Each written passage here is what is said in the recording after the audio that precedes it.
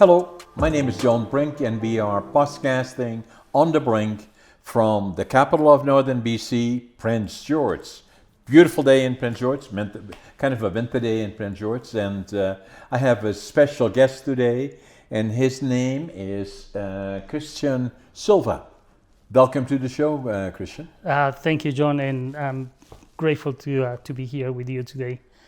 And I was just planning to mention to you, we met a few years before. You were saying before we started. Yeah. Exactly what happened and where?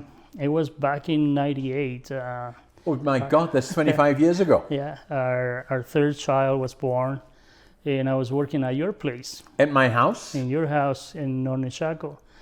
And I met Sharon there as well. My wife, Sharon, Yeah, at the time, she was a fantastic lady. I remember we were doing some work on your floors. On the floors, yeah? Yeah. One day she showed up with lunch and we sat down and started talking, and from there, she was quite helpful with what was happening at that time with our family. And we always going to be grateful for that, because she was willing to assist and help us. I mean, with a week, we needed to be in Vancouver at the Children's Hospital. Right. And she managed to, help us with get it done, the traveling and all that. So fantastic. I've been in this community for a number of years, and I think that's one of the things that had allowed me to stay here. Wow. Because of, how the community works. Yeah. You ask for help, and somehow appears. Yeah. It's the spirit of Prince George, right? And personally, for me, it's always been part of my life to have a purpose and to serve. Right. And staying in the city had given me that opportunity many times. Right. So that's very nice. I will mention that to her. Yeah. She'll be very delighted about that. She probably, after 25 years. Wow. But it was fantastic. We appreciate that. Now, tell us a little bit about your background, Cristian. You were not born here. No. But you were born in South America. Yep. Santiago, Chile. Chile? Yeah. And how long were you there? I was in Chile until my 17th birthday. Yeah. And I was like any other kid, probably anywhere in the world that, wanted to travel and see the world. So why did you leave Chile to come to Canada? Or? No. First of all, I had the opportunity to serve. And through that, I got to travel quite a bit. Right. So I spent some time in Central America, travel around. At the end of my service, decided where I'm gonna go now. Yeah. And one of the countries that was in my mind was Canada. So I did have some family back east, and I got an invitation to come in for a visit. So during that visit, I say, well, this is the place to stay. Right. So once I was here, I decided to apply for a residency. Here in Prince George? No, actually in back east Toronto. Okay. And I think I have always have some type of luck in a number of things. Right. So when I landed, it was an amnesty. Yeah. So I didn't have to apply for anything. I just went through, and after a few months, you got your paperwork. Yeah. And from then, I got a job, started, traveling and doing a number of things, and my interest was always going back to school. Yeah. So you were still in Toronto then? Yeah. And then I decided to start traveling through the country and see the rest of it. Right. Moved to Alberta, spent some time there. That's where I met my partner. Yeah. In Calgary? In Calgary. Yeah. But she actually was from Prince George. Oh my goodness. Yeah. So we had our first child in Calgary. And did she have a background in Chile or South America? For what I understand, going to school, she did mention she wanted to travel to Spain. Right. To learn the language. And well, one thing led to the to the next thing. Now, Chile speaks Spanish or Portuguese? Actually, Spanish. Spanish. But we have a big German colony in the south. Yeah. So in the south part of the country, you will see signs in German. Oh my. For example, the stop signs, some of the stores. Oh my. Yeah. So it's a big colony. We have a long history together. Right. And that goes back to the 1850s. Wow. Yeah. So probably, the Germans came late to colonization. Yeah, yeah. But they were quite active on the mechanic aspect. Yeah, yeah. So during the 1879, Chile entered a war with Peru and Bolivia for some of the Northland. Wow. And the Germans came to our aid with the training. Wow. Military training. So that's where the German comes in. Yeah. So we have a long history. So your wife, what's her name? Her name is Catherine Carlson. Catherine? Is she speaking Spanish Oh, now? yes, she does. Fluent? Pretty good, eh? She's pretty good. She can defend herself. And so how many kids have you got? We have 3 kids and 2 grandkids. Yeah. Yeah. And the one is about 25 years old? Yes, that's the youngest one that we were talking about earlier. She's the youngest one. She's a girl, right? Yeah. And we have 2 boys, which one of them give us 2 grandkids right now. Right. Do they all live around here? 2 of them, the 2 youngest ones. Right. Killian, our oldest, he's in Vancouver. He went to school there, so he decided to stay there. And Kathy is actually the executive director of the Railway and Forestry Museum right now. Oh, wow. Yeah, she's been there since 2019. Wow. No, 17, something like that. Yeah, yeah. So, so you were here, and then you came to Prince George when? When our son was a year old. We came here for 80. In 94 we came here. He was born in 93. Yeah, so we came here because Kathy's dad was sick. So we decided to come and spend some time with him. And we were just planning to be here for a few months. Yeah. And suddenly the few months... What year was it, 94? Yeah. Yeah. The year was 94. I think he was 48 when he got sick. Yeah, yeah. But the thing is, we came and suddenly she got a job, I got a job, and we started making friends. She had a family here, and the months turned into years, and we never left. And you're still here? We're still here. So then you went to the University of British Columbia at some point. Yeah. Quite interesting thing too, because it was family, friends, and they were known to Sharon as well. One of the persons, they actually say, hey, why don't you apply to UMBC? And I say, well, I've been trying that for years, to translate my papers. And I think, I don't know if I should mention this, but she said, well, I'll put you in touch with somebody. And she introduced me to one of the professors. And he made the comment, so why you don't register as a mature student? As a mature student, the only thing you need is your experience. Yeah. I said, wow, I never thought about that. I never knew that. Yeah. So I did it, and a week later, I got a letter saying that I was accepted. Yeah. So after I tried in so many cities, so many times, and suddenly, that was your way in. Rob, and then what did you study? The idea was to start with political science and international relations. Right.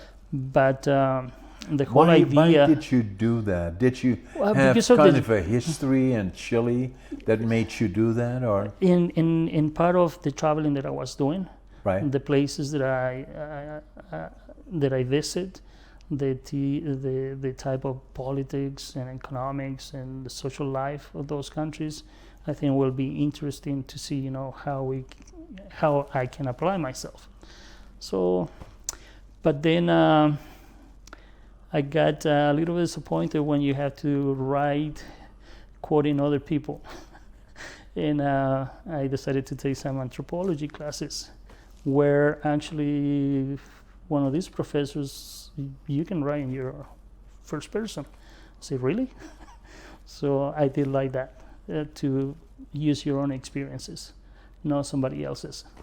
And that was great. So I went into anthropology, which it was fantastic, because even today, what I've been doing locally, nationally, and internationally, I still apply that. And it's been fantastic. And it helped us quite a bit.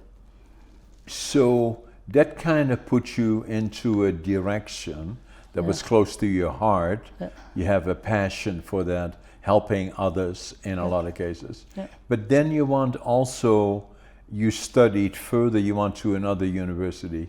Yes, when I was at UMBC, I had the opportunity to, and again, met fantastic people there, great people. Yeah. And they all help, bringing people into the country, different professors, different individuals that they actually had a lot to apport, a lot to bring into our societies, into our culture, and into our system. So it's an excellent environment. The university here has excellent professors, excellent teams, and we all were able to work together and accomplish things. So what were you studying there? At that point, I just finished my bachelor's, and then I jumped right away into my master's, and that was scary. So the idea was to take some time off, maybe probably get a job, and but the professors that I had at the time were quite, how can I say this, is encouraging you to keep going. Yeah, made you stay the course, right? And through that, I did a lot of traveling as well. Yeah. And in one of those occasions. So you have 2 masters, really. Yeah, in one of those occasions, I had an offer from Henry Dunant University. It's out of Geneva and had 2 branches, one in Spain and one in Chile. Right. So I did apply and I got in. So I was doing both masters at the same time, and having 3 kids. And Kathy was going to school as well. Keep you busy, right? Yeah, Kathy was going to school as well.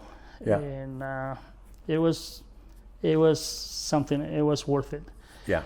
And through the years, I'm still looking my way in life. But I think one of the main things that happened, it was 2017, the fires. The what? The fires in the north. 2017, Yeah. 2018. I remember July 7. It was a Saturday. I was at home with Kathy. We're about to watch a movie, 10 p.m. Yeah. Kids are out. Yeah. And one of our MPs phone, Todd, he said, "What are you doing? We need some help at the college." Yeah. I said, "What's going on?" I say, "Well, we have some people coming from Cornell and Williams Lake. Yeah. They're victims of the fire that's going through." Evacuate, right? Yeah. So he said, "Well, where do you want it?" Leave everything behind. So Kathy and I, we jump at it, and from July 7 to August 18, I was there every day. And he phoned people like Derek, people like Joe, Elliot, Simon Hall, Logan Hestrom. We all related somehow. Yeah. Active members, veterans. Yeah. And who was there? Marieta's mom, Virginia, who actually is member of our team as well today. And we all got to work together and help, which was the goal. And at that time, we met some people from an organization called Team Rubicon Canada. Right.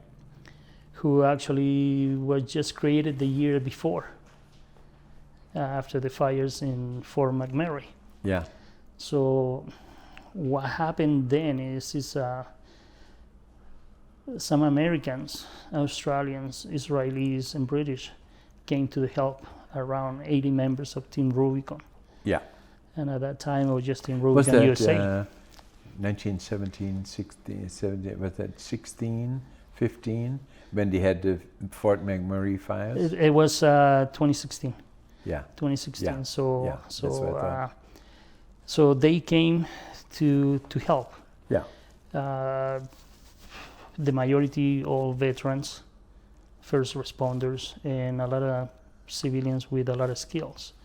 So they came to help and start sifting through all the properties, so that way they can recuperate some of the heirlooms of the families. They lost everything, no? Things like, medals from their grandparents and fathers they served in the Second War or any conflict. So things that are close to your heart. Oh yeah, no doubt. And so after that operation, that's how the team was born here in Canada. Yeah. Formed by veterans. So 2017, I heard about them, what they do, and the whole idea of giving people a purpose and have the opportunity to serve. Yeah. It was brilliant. So I said, well, I gotta join. Yeah. This is what I was missing. Yeah. Sometimes you have your jobs, you have your occupations, and they're good. It fills your gap. It helps you pay bills and all that kind of stuff. But you were finding your passion. Exactly. Right? It was something that, man, this is what I was missing. And since then, I've been part of the administration of TR here in the province. We have a team here. We have an address. We have a location. Gordon Duke, the president of the airport, give us a home. We have done quite a bit in the north. We do a lot of training locally. Yeah. Last year, actually, we had a project at Nestle camp. So we had teams from all across Canada and some instructors from the States here for a week. So we did fantastic courses, chainsaw courses. So we have Sawyer teams. Did the government put that on, or but who was? No. Actually, it was people from the community. Wow. Yeah. So I decided to approach, our MLA, Shirley, always aboard. Yeah. She's always been behind. Yeah. Any ideas that I have had in the past, including the new ones. Yeah. Tom Newells, because it's a veterans organization, he jumped and helped as well. Yeah, Shirley is very community oriented, right? We got people like Susan Scott, she went and visited the courses and the people. Yeah. We had the municipality involved. We had everybody in the community involved, including the museum. So we did an opening. Like I said, we had over 30 members here and instructors coming from Alaska, Texas. So that's one of the things that we do in the organization. If we're not deployed, we train. Yeah. Is something basic. We're volunteers, but with skills. So how do you find people that are interested and want to be part of it? Well, and again, I think we're in the right community. People want to serve. If they cannot help in one way, they'll find another way. So do they contact somebody, or is there a website that they... We, at the beginning was mouth to mouth. Yeah. Hey, I know this organization, we're looking for people with skills. Yeah. And like I say, we have local members. They've been in the Bahamas, they've been in Kentucky through the years, Florida, Alabama. Like I say, I've been traveling to Central America from 2020, helping victims of hurricanes and other natural disasters. Our team, TR USA in Canada, has been present in Ukraine as well. Yeah. How do you use an acronym? What is the letters of it? TR is Team Rubicon, and USA are members in the United States. Team Rubicon? Yeah. Is here, right? Yeah. Yeah, we have about 25 to 3,000 members in the country. Wow. The majority, I can Here, say. how many in town here? In town, we have or around. in the region? Here in Prince George, in the region, we have probably 35 to 50 members. Right. But active members, we have around 15. They have participated locally, provincially, nationally, and if somebody goes Rubicon, that will tell them how they can join, right? Exactly. Yeah. It's right on Google, right? Yeah. You just go teamrubicon.ca, the page will come up, and it'll tell you who we are, what we do. Yeah. Yeah. So something to look at. Yeah. So now the other part is that, how about Guatemala? Well, Guatemala has been a big part of me for years. And this past year, well, actually since 2020, I've been part of the international team for Team Rubicon. So the international team is led by team leads and medical providers, registered nurses, paramedics. So we travel internationally to provide medical attentions. So in 2020, I was working for the school district, and I got invited to be a part of one of these teams. Wow. And I got to tell you, it's an honor. Right. When you had thousands of members, and the call was made by United States, where they have 150,000 members. Wow. And for you to get a call, hey, how you feel about being on a plane to Honduras to help with the victims of Hurricane Iota and Eta? Yeah, there was a disaster then, and yeah, there's no bridges, Honduras. no roads. People have been isolated for 2 weeks without water. Do they speak Spanish there or Portuguese? Yeah, Spanish. Yeah, Spanish. Okay. And again, I've been in the region. I knew the geography. I knew the culture, the traditions of the area. Makes all the difference, right? Yeah. So I got a call. I was at work actually, and I got a call, and I approached the principal of the school and I say, "How you feel about giving me some time off?" Yeah. And for when? I gotta leave tomorrow. And the next day. Well, then obviously you had to tell them why. Oh yeah. This is just not you want to lay around. No, it's not like I'm going on holiday. No. So it happened. It happened right away. Our and CEO, they were quite supportive. Very supportive, right? Yeah. Our CEO sent a letter to the principal of the school. We need Cristian for this and that, and then we're on a plane to Dallas to get a brief. Where are we going into? What are the chances? Most of the people on the plane, United States people? The whole team was American, except for me coming from Canada and being Latin as well. Can you imagine? Yeah, and let me tell you, the work that we did, it was just amazing.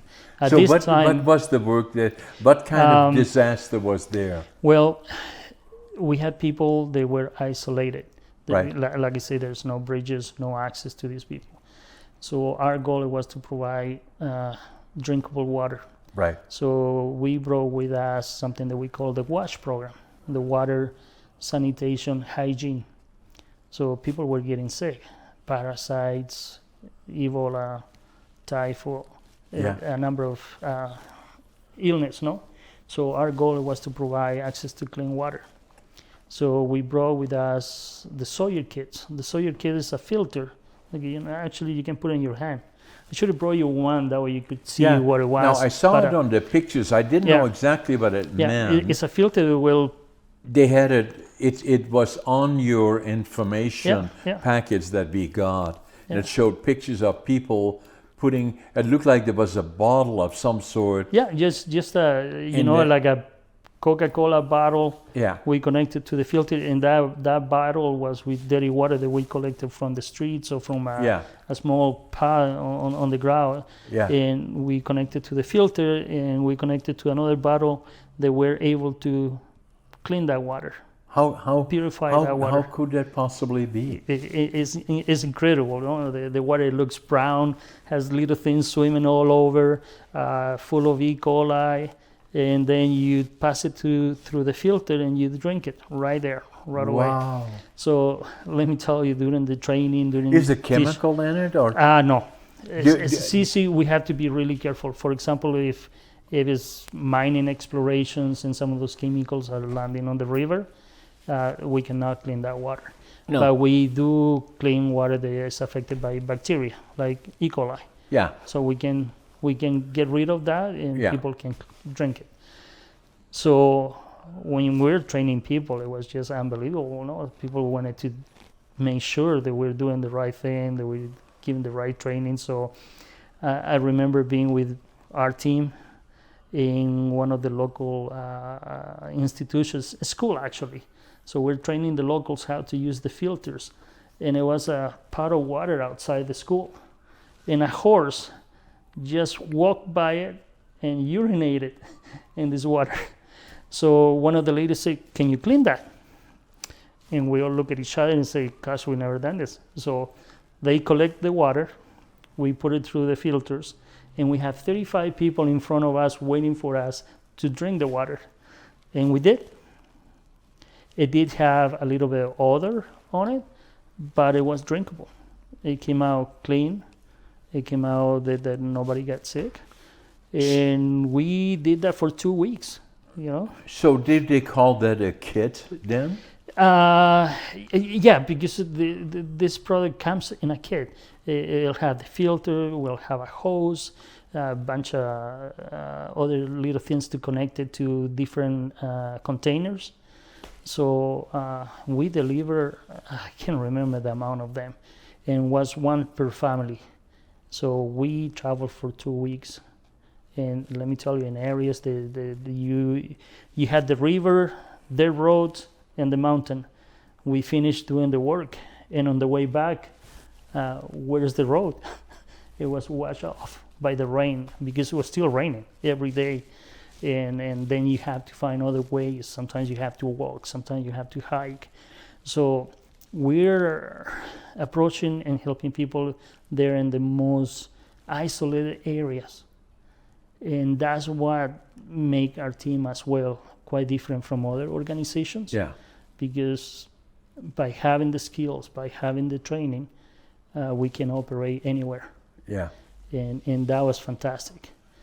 And came back, and I was invited to go into the first ITSC, the International Training Selection Team. And again, like, I think there's at that time only 3 Canadians that went to Dallas to be trained for 2 weeks. And out of us, we keep traveling internationally. So this past year, working at the school district, Yeah. like I say, I have always been a person that I want to do something, I want to be useful. And I was having a really hard time at work because I wasn't fulfilling what I needed to do. So I took some time off. I went to see the doctor. They say, you need to take some time off. You need to go and see someone.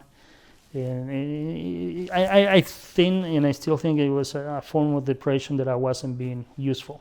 Yeah. That I wasn't doing what I needed to do. So I got a call from TR International and said, "Cristian, we have an operation this year with the United States Southern Command, TR International, and the local governments of 4 nations. So South Command was doing work in Belize, Guatemala, El Salvador, and Honduras. They say, how you would like to be a team lead? And I say, sign me in, no?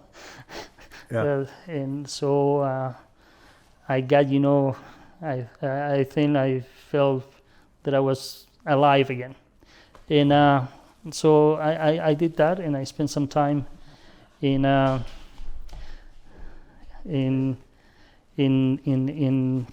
traveling with the team. So we did 3 different operations.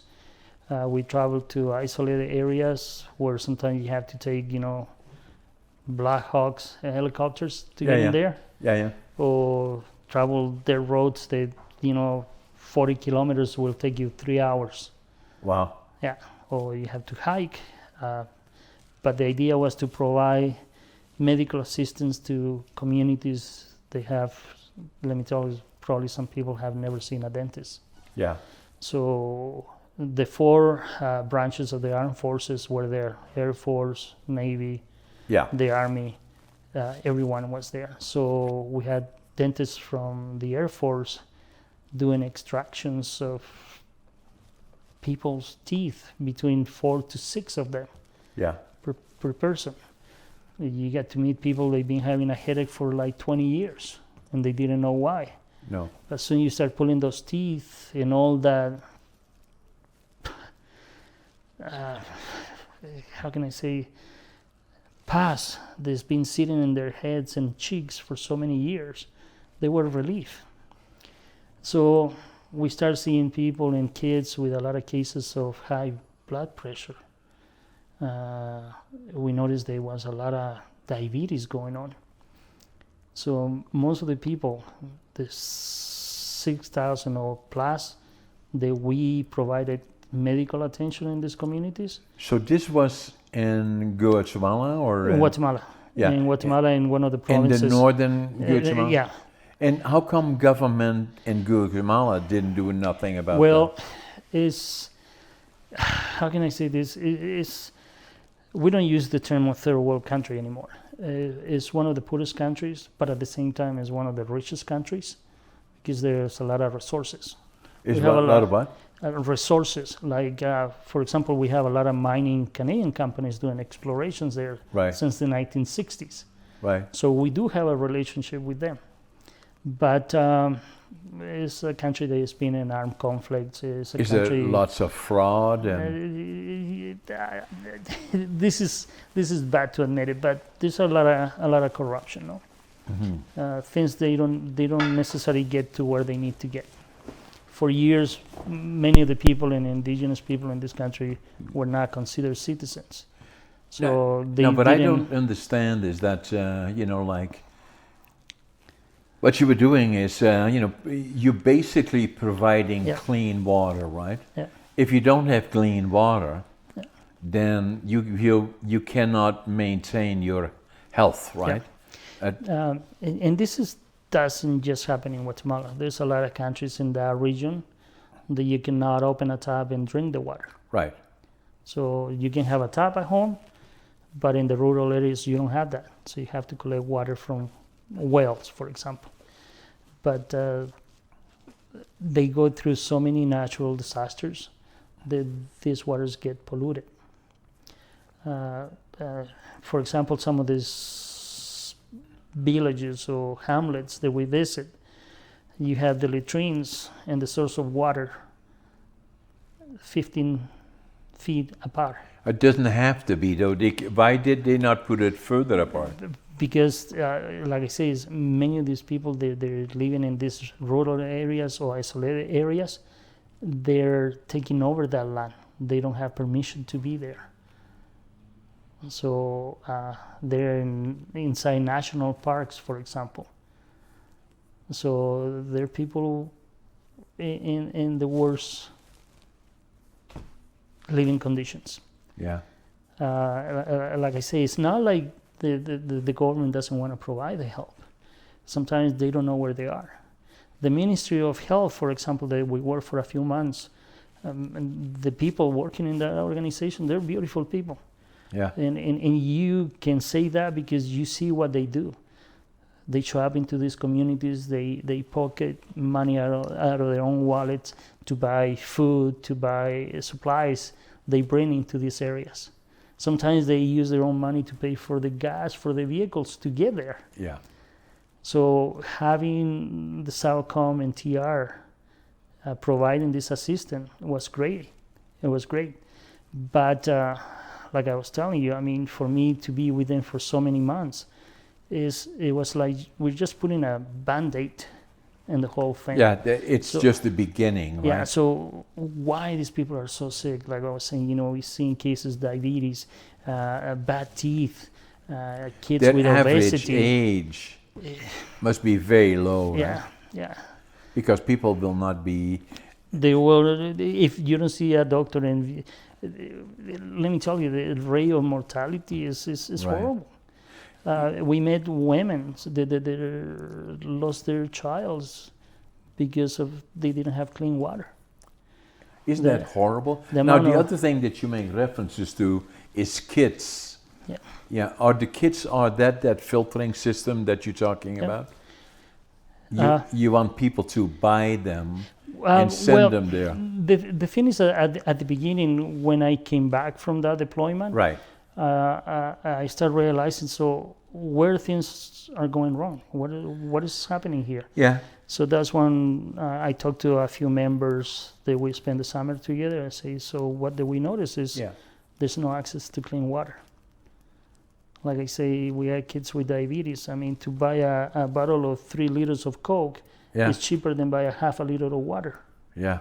So if you have a family of 5, you'll go with the Coke. Yeah. Obviously, we saw kids. But Coke is not healthy for you. No, we saw Lots of kids. sugar. We saw kids rinsing their mouth after seeing the dentist with Coke. Yeah, because the water is not clean. Yeah. In the majority of the illness. So when I came back, on the trip back, I was thinking, so how can we provide access to clean water? And got back in August. I think the first person, I didn't even ask him if I can mention his name, but I went to see Selen Alpai. And he's been fantastic with our team. And I told him, you know, I spent the summer doing this, and one of the things that we notice is the access to clean water is not there. And sorry, Selen, but he jumped at the opportunity to help right away. Yeah. And people locally in the community as well. Yeah. So I decided, well, I'm gonna go back, visit one of these communities, and help them at least get clean water. Yeah. So the goal was not just to provide the kids, hey, here it is, you can have clean water now. I want to make them accountable, because these little things, they are around $75. Well, exactly. So I don't want them, you know, to dispose of them after I'm gone or sell them, make a Exactly. profit. So you needed to understand how you're going to make them feasible for people to actually have access to clean water. Yeah. So I got in touch with the Ministry of Health, with local municipalities. And during my time in Central America, I found out the OEAS, the Organization of American States, have an office right on the borders with Belize and Guatemala. Yeah. And they're there because Belize and Guatemala, they don't have a clear line where the border is. Yeah. Since 1856, they've been fighting that. Yeah. So I approached them as well, and I say, man, this is the perfect organization to make people accountable, and maybe to use their facilities to train the locals. Yeah.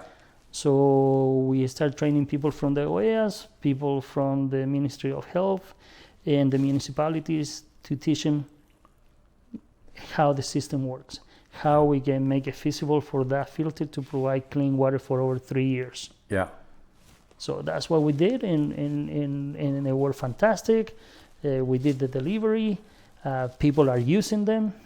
And not only that, but they're going to have to respond. Every 6 weeks, somebody will go into the community and say, so, have you noticed changes in your health? Yeah. Have you keep the maintenance of the filters? So it went fantastic. People were taking the training. We were collecting water.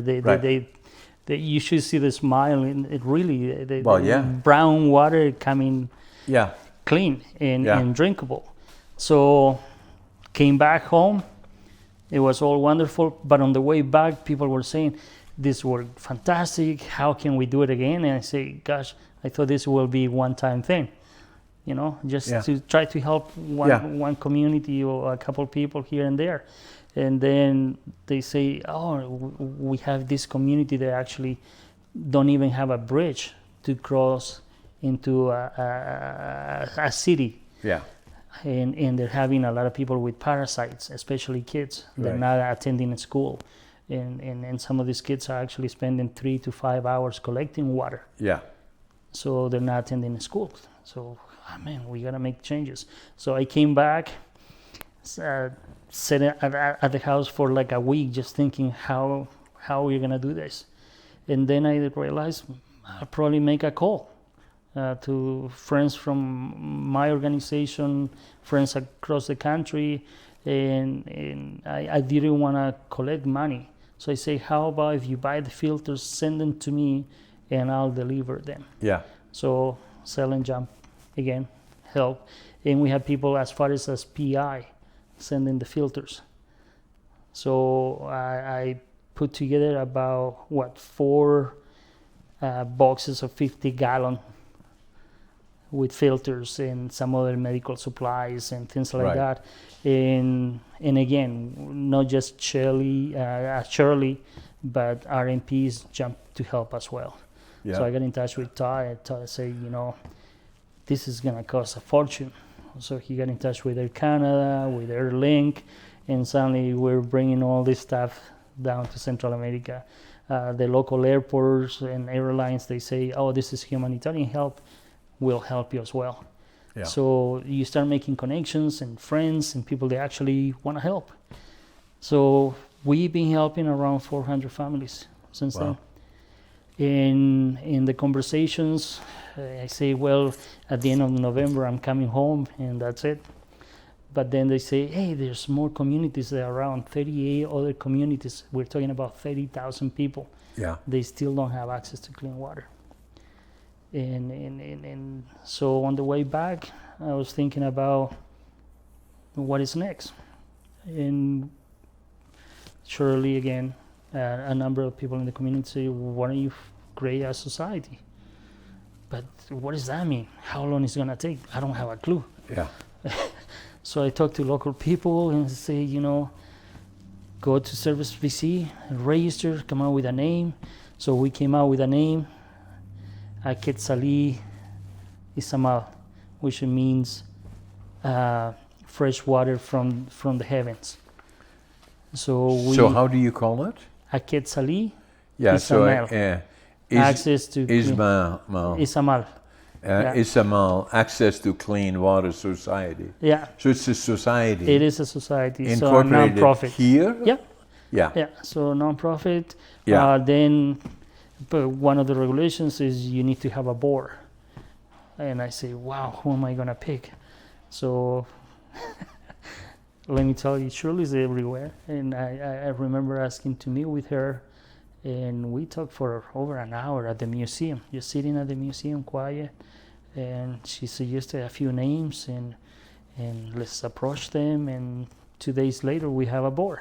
Yeah. And we register and we have an account. And by the end of this week, we have a good friend of ours who had his own business called Improvement in Action, who is another veteran, Mauricio Plata, who is providing the website. Right. So he's working on it.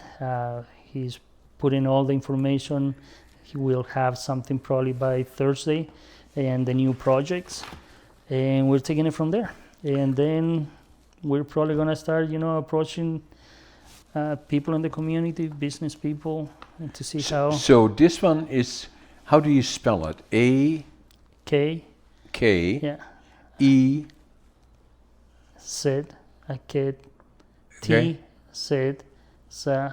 A-L-I. Quetzalí. Yeah. Izamal. I-Z-M-A-L.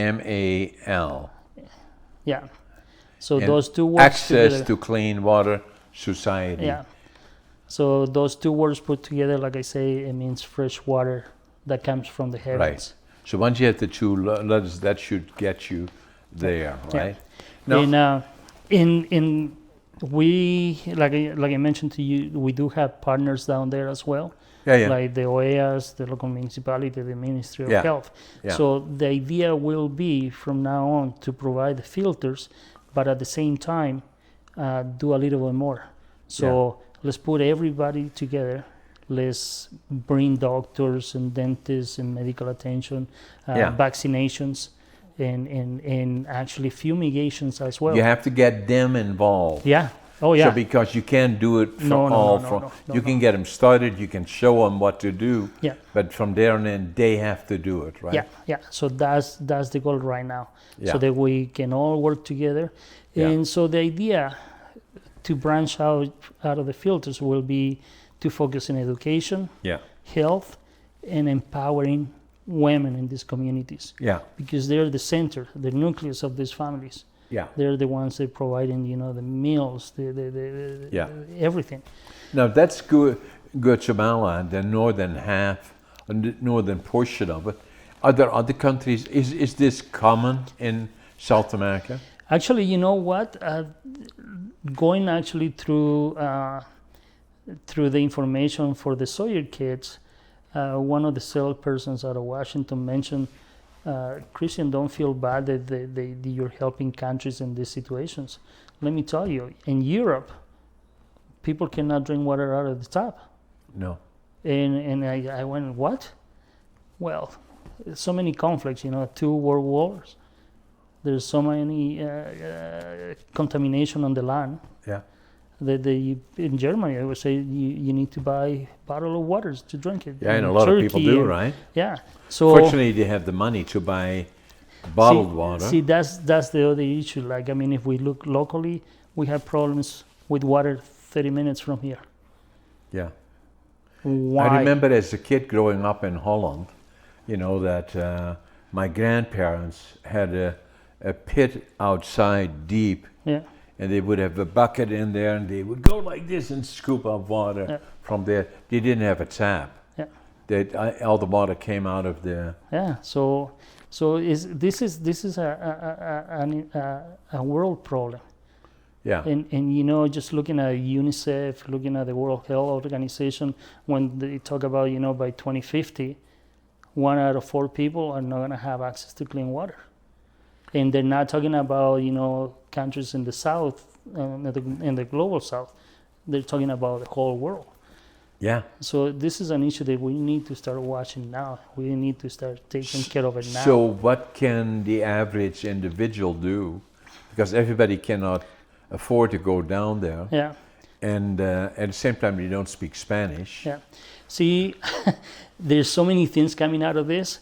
When I did mention to you, we're going to the most rural, isolated areas. Right. We're going to need people with the skills in the future. Yeah. I met some other 2 organizations in the country. They provide these filters, but they do it in major centers because they don't have the skills to go into the middle of nowhere. No, Let me tell you, when you go into north of Petén and suddenly you're sleeping under the stars in a hammock, and you have howler monkeys, interrupting your sleep. Yeah. Or you have a boa that is 16 foot long. Yeah. Yeah. So you got to be careful where you go. Or little insects like malaria, dengue, easy to get affected by that. So it has been quite a commitment for you. Yeah. So where do you go from here then? You're still going, are you still teaching at school? No. I didn't go back. So you're full-time employed by the school district, but I didn't apply for a position this semester. Okay. And I just want to focus on how we can help. Yeah. Yeah. And then that's my goal. At the same time, you remain very involved in all of that, right? Yeah, and as well with Team Rubicon too. Yeah. Like I say, between September, I spent a month in Guatemala. I came back, and Hurricane Fiona hit Halifax. Are things getting better since you've been involved? Actually, when you talk, this morning I had the opportunity to talk to the mayor of the wife in Melchor de Mencos in the borders with Belize, and they say, the filters are working. Okay. And that's just a good thing, right? By hearing that, it's just fantastic. Yeah, that's the whole reward, right? Yeah. Because it would be very discouraging after you leave that it goes back to where it was, right? Yeah, exactly. So people are using them. The changes are being made. Training the locals is been easier because everybody knows now how to use it. It's really simple. With, actually in 20 minutes you can teach someone. You can teach a 9-year-old kid. I never even heard of it. Yeah, and they've been around for a long time. So if you kind of look back, Cristian, to the time that you were born in Chile, and then your guardians or parents made the decision to move to Canada. Actually, I did it on my own. Just on your own? Yeah. So your parents or your family is still there? Yeah, all my immediate family is down there. So you were just all by yourself? Yeah. If you just kind of look back then, and then got involved, obviously came to Calgary, fell in love with Catherine, and have 3 kids now, not kids, adults, they're who have kids of their own again. So, and then all the things that you've done, your 2 master degrees, and in particular in areas that would never make you an entrepreneurial business guy, but more based on helping others, in particular as it relates to South America. It must be feeling somewhat rewarding, right? It is. Yeah. It is, because... and to be proud of, right? Yeah. It is, because, your kids, your grandkids, your friends are seeing what you're doing. Yeah. And the beauty about this is they want to help too. Yeah. Like I say, when I had the presentation last week at the museum in Mauricio, and a lot of people show up to support this, including Dirk. Yeah. Dirk is, let me tell you, he's a fantastic guy, and they show up and they're there. Yeah. And they want to help, and they actually did help. And Mauricio said, okay, I cannot travel right now because I have a full-time job. Yeah. But I'm gonna help. I'm gonna be a sponsor, and do this for the organization. You see, and then I look at this article that was in the Prince George Citizen, and I think it was October the 6th, 2022, and it shows a picture. Prince George residents Cristian Silva, a leader with the Team Rubicon International, delivering water purification filters to those in need in Guatemala. The team, and this is a Team Rubicon photo. Very interesting article to read for those that are also interested in it, but not only interested in this particular project, but it goes to the issue as that Cristian has already mentioned several times, is that it's not so much of what we do, but what can we do for others, especially since, and a lot of people don't fully realize that, how lucky we are living in a country like Canada and taking things for granted a lot of times. With little effort we could help others, and even if it were just for the fact that, again, going to the website of and you have to help me with the name again, Quetzalí Izamal, Access to Clean Water Society. And that gives somebody the ability to kind of check it out, look at it, and saying, you know something, I want to be part of that too. That sort of a thing. And I believe, but it doesn't only relate to that, it relates to other people in the community that need help, but it is basically a way of giving back, I believe. And that's important. Most definitely. And like I say, one of our goals is our sponsors, to invite them to come and see where their funding is going. Yeah. And that will be the next step. And that's the other part, that any of the funding is going virtually 100% to the cause, right? And every time we do this, when we get back, we'll do a presentation to show where everything was put as well. Yeah, and that again is accountability. Yes, it has to be there. Yeah. It has to be there. It was a pleasure, my friend. Thank you. Nice to see you. And say hi to Sharon as well. Nice to have you as my friend. Thank you. Thank you. Thanks. Thank you.